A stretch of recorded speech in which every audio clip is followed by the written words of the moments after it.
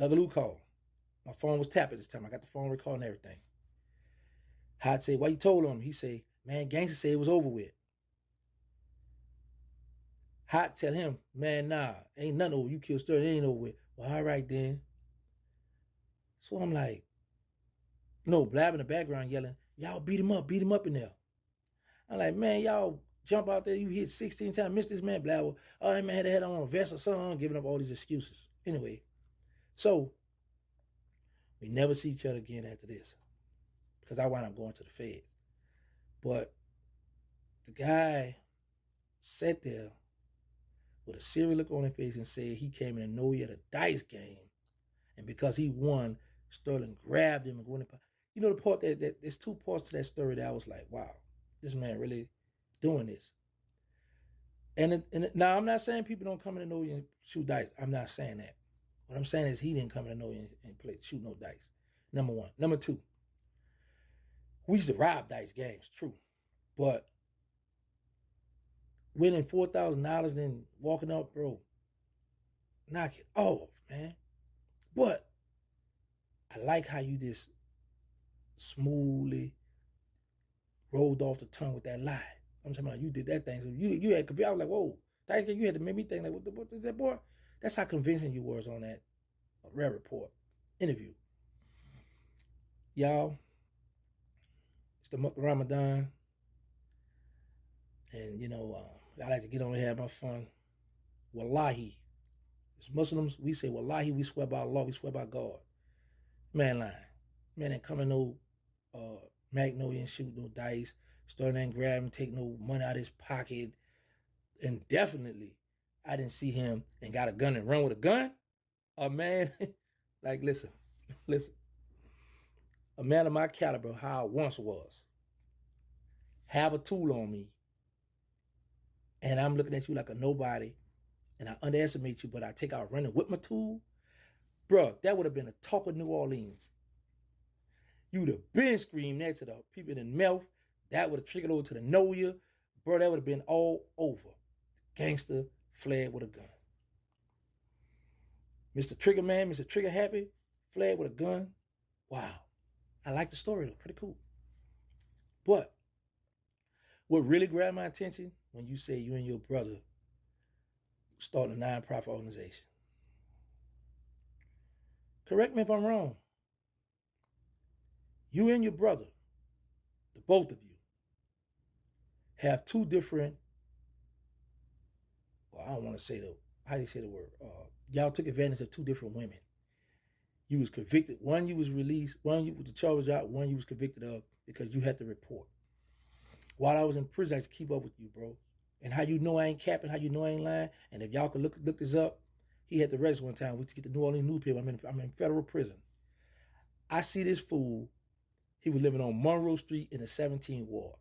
I say, yo, he right around my people. I say, this the boy address. You know, in sex offender, you got to report. He gonna see this. He know I ain't lying. The man had to register. I've been on his line, but what made me say that is, you say y'all start a nonprofit. Can y'all be around children? I'm just asking because I know y'all got to report. There's certain y'all can't be around the schools or certain stuff y'all can't because y'all got a sickness. Both of y'all have 2 rape cases. I know for sure one of yours was dropped, one you was convicted of. Same with your brother. I think he was convicted on both of his.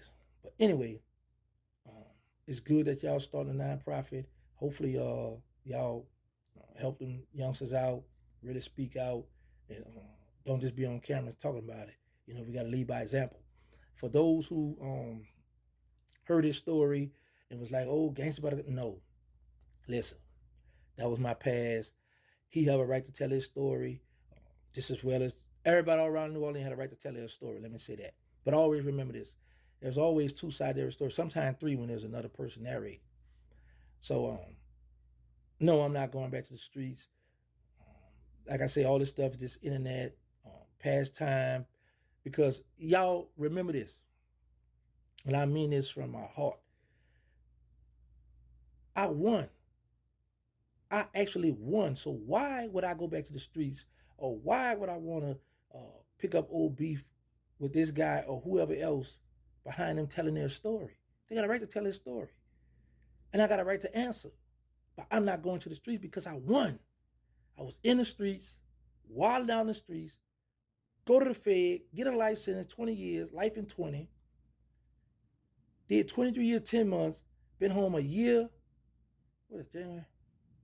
A year and 2 months. I had to get that right. 14 months.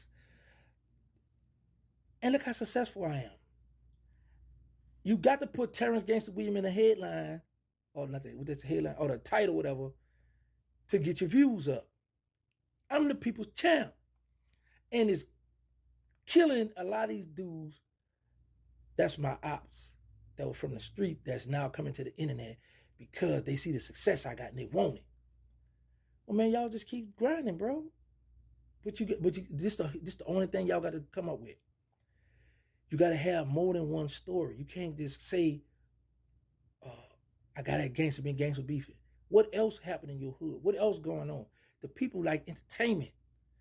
And a few of these guys that's been coming at me was nobodies. They ain't have a lot of beef. That's why the guy who just spoke, when he killed Stutter, we all was shocked. We was like, whoa.